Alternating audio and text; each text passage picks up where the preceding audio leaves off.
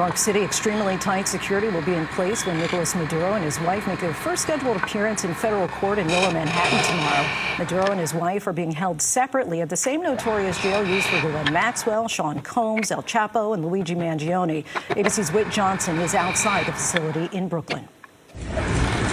Tonight, Venezuelan leader Nicolas Maduro and his wife Celia Flores are behind bars inside this notorious federal jail in Brooklyn, known for its poor conditions and high-profile inmates. The Metropolitan Detention Center, once home to drug lord El Chapo, Ghislaine Maxwell, Sean Diddy Combs, and currently accused killer Luigi Mangione.